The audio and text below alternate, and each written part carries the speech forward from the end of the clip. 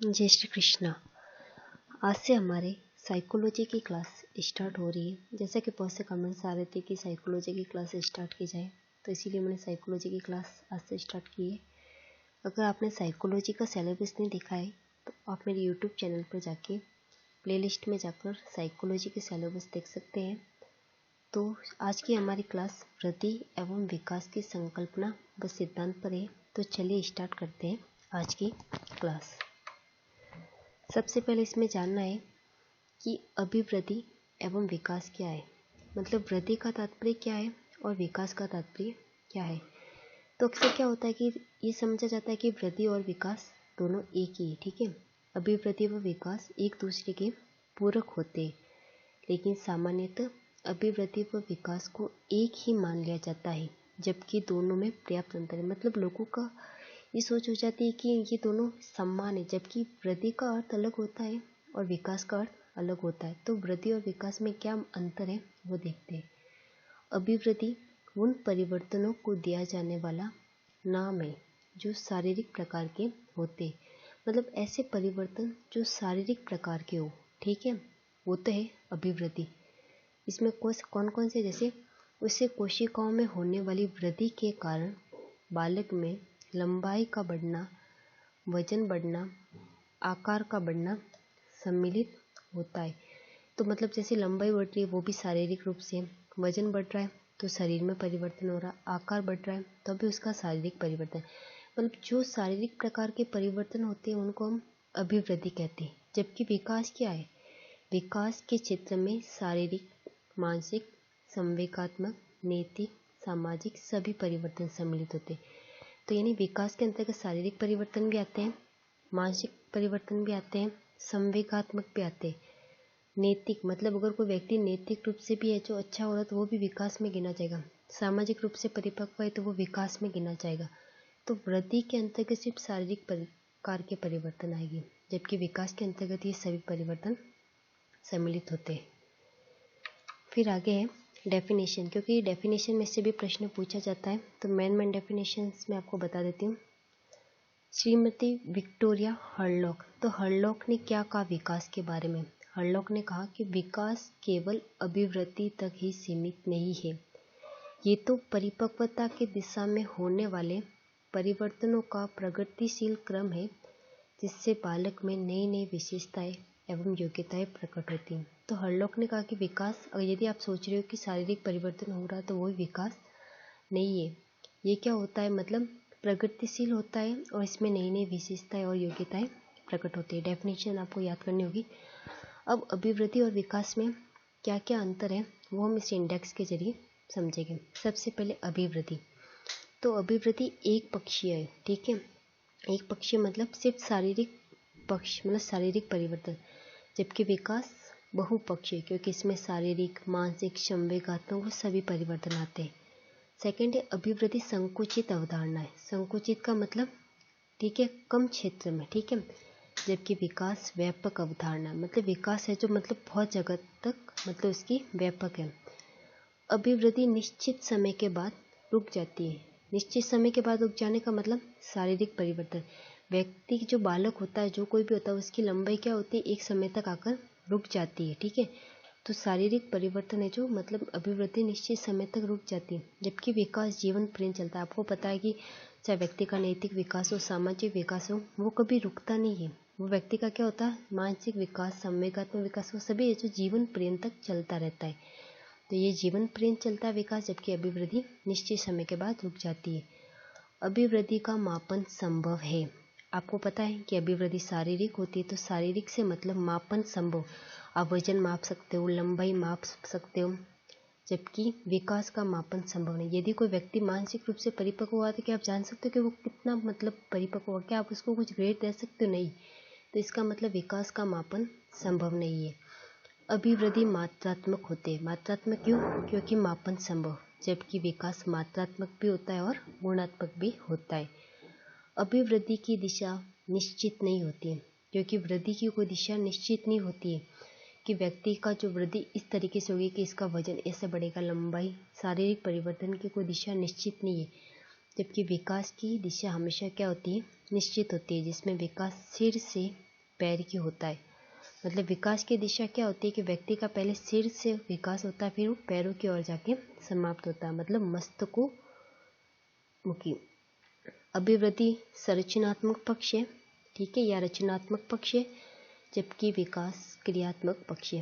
तो ये मेन अंतर था अभिवृद्धि के बारे में और विकास। प्रश्न इसमें से ऐसे पूछा जाता है कि निम्न में से कौन सा अभिवृद्धि का, ठीक है, के बारे में सही तथ्य नहीं है, या इसमें से कौन सा विकास के बारे में सही तथ्य नहीं, ये कुछ रह सकते हैं और उसमें से एक तथ्य गलत दिया जा सकता है। इस प्रकार ये मेन डिफरेंस है अभिवृद्धि और विकास के बारे में। फिर आगे देखिए, अब बात करते हैं विकास के सामान्य सिद्धांत की। कौन कौन से सिद्धांत है विकास के, उसके बारे में हम बात करेंगे अभी। तो विकास के जब सिद्धांतों की बात की जाए तो विकास का पहला सिद्धांत है सम्मान प्रतिमान का सिद्धांत, ठीक है। ये सिद्धांत सम्मान स्वरूप के संदर्भ में बतलाता है, जिसके अनुसार सभी माता पिता अपने सम्मान संतानों को उत्पन्न करते हैं। जैसे मनुष्य के मनुष्य, मछली के मछली। मतलब ये सिद्धांत बताता है कि मतलब मनुष्य की जो संतान होगी वो मनुष्य होगी, मछली के मछली। मतलब सभी माता पिता अपने समान संतानों को उत्पन्न करते हैं। ये सम्मान प्रतिमान का सिद्धांत। अगला सिद्धांत है निरंतरता का नियम, ठीक है। इस सिद्धांत के अनुसार विकास गर्भावस्था से लेकर जन्म के बाद की विभिन्न अवस्थाओं में निरंतर चलता रहता है और जीवन के अंतिम पड़ाव तक होता है। ये सिद्धांत ये बताता है कि जो व्यक्ति का विकास कहाँ से शुरू होता है। प्रश्न ये आ सकता है कि व्यक्ति का विकास कहाँ से शुरू होता है, या बालक का विकास कहाँ से शुरू होता है। बालक का विकास है जो गर्भावस्था से शुरू हो जाता है। तो ये सिद्धांत कहता है कि गर्भावस्था से लेकर जन्म के बाद की जितनी भी अवस्थाएं आती, चाहे बाल्य अवस्था, किशोर अवस्था, उसमें है जो विकास क्या होता है, निरंतर चलता रहता है। मतलब विकास चलता रहता है निरंतर, इसीलिए ये विकास का निरंतरता का नियम है। फिर आगे है सह संबंधता का नियम। इस सिद्धांत के अनुसार बालक के सभी विकास एक दूसरे विकास से जुड़े होते हैं। यही कारण है कि शारीरिक विकास अच्छा होने पर मानसिक विकास भी अच्छा होता है। तो सह संबंध का सिद्धांत ये है कि जिस व्यक्ति का विकास यदि शारीरिक अच्छा होगा तो उसका मानसिक विकास अच्छा होगा। तो हर विकास के ये सिद्धांत क्या होता है, परस्पर जुड़े हुए होते हैं। तो ये सह संबंधता का सिद्धांत। आगे है सामान्य से विशिष्ट क्रियाओं का सिद्धांत। ये हो सकता है कि जन्म के बाद एक बालक के विकास के दौरान सबसे पहले वो क्या करता है, सामान्य क्रिया करता है, और फिर उसके बाद वो विशिष्ट क्रियाएं करता है। तो ये सिद्धांत क्या है, ये सिद्धांत है सामान्य से विशिष्ट क्रिया का सिद्धांत। तो इसमें ये सिद्धांत ये बताता है कि व्यक्ति है जो बालक है जो सबसे पहले क्या करता है, सामान्य क्रियाएं करता है, और उसके बाद फिर वो क्या करता है, विशिष्ट क्रियाएं करने लगता है। तो सामान्य क्रियाएं कौन कौन सी हो सकती है इसके अंतर्गत सामान्य क्रियाओं के अंतर्गत हो सकती है, जैसे पहले करवट बदलना, फिर बच्चा बैठना सीखता है, फिर वो घुटनों के बल चलना सीखता है, फिर वो 2 पैरों पर खड़ा रहना सीखता है, फिर वो 2 पैरों पर चलना सीखता है। तो ये सिद्धांत क्या बताता है कि व्यक्ति जो बालक होता है वो सामान्य क्रिया कि पहले बैठेगा, फिर घुटनों के बल चलेगा, फिर 2 पैरों पर खड़ा होगा, फिर वो चलना सीखेगा। तो ये सब सामान्य क्रिया, और सामान्य से वो क्या करता है, विशिष्ट की ओर चलता है। और ये सिद्धांत मनुष्य पर ही एकमात्र लागू होता है। फिर आगे चक्राकार विकास का सिद्धांत। विकास के दौरान जो कुछ अंग होते हैं उनका विकास तीव्रता के साथ होता है और कुछ अंगों का मंद गति से होता है। तो मतलब ये विकास का ये हो सकता है कि विकास किस प्रकार से होता है। तो विकास चक्राकार होता है या वर्तुलाकार होता है, ठीक है, ये विकास के बारे में। फिर आगे है निश्चित क्रम का सिद्धांत। इसे कह सकते हैं LSRW, ठीक है। बालक में होने वाले विकास मतलब जो कामक विकास एक निश्चित क्रम में होता है, ठीक है। कोई भी विकास होता है उसका क्रम क्या होता है, हमेशा एक निश्चित होता है। जैसे भाषा का विकास LSRW, LS का मतलब होता है, L का मतलब लिसनिंग मतलब सुनना, S का मतलब स्पीकिंग, R का मतलब रीडिंग यानी पढ़ना, और W का मतलब राइटिंग। बच्चा पहले सुनेगा, फिर बोलेगा, फिर पढ़ेगा और फिर लिखेगा। ये इस प्रकार विकास क्या होता है, निश्चित क्रम में। फिर आगे विकास की दिशा का सिद्धांत, मतलब विकास की दिशा किस प्रकार होती है। तो पहले भी बताया मैंने कि विकास मस्तको अधोमुखी विकास होता है। ये किसने कहा, कुपुस्वामी ने कहा था। और एक होता है विकास केंद्र से बाहर की होता है, यानी प्रॉक्सिमो डिजिटल कहता है। यानी एक बालक में होने वाला विकास सिर से पैर की दिशा में, मतलब बच्चे का विकास कहाँ से प्रारंभ होता है, सिर से और फिर पैर की।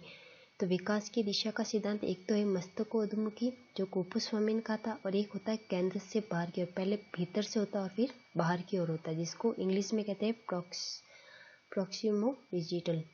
फिर आगे विभिन्नता का सिद्धांत कि प्रत्येक बालक में होने वाला विकास एक समान गति से नहीं होता, ठीक है। जो विकास की जो दर होती है वो क्या होती है, अलग अलग होती है, मतलब हर बालक में जो विकास होता है उसकी दर अलग अलग होती है। तो इस प्रकार आज की हमारी इस वीडियो में हमने पढ़ा है कि अभिवृद्धि और विकास क्या होता है और विकास के जो सिद्धांत कौन कौन से होते हैं।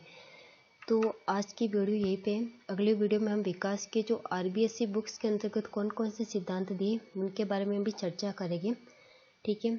अगर आपको वीडियो से संबंधित अगर नोट्स चाहिए तो आप हमारे टेलीग्राम चैनल को ज्वाइन करिए, प्रिपेयर फॉर इट 2022 के नाम से बनाओ, जहाँ पर आपको हमारे यूट्यूब वीडियो के सारे नोट्स अवेलेबल हो जाएंगे। तो धन्यवाद।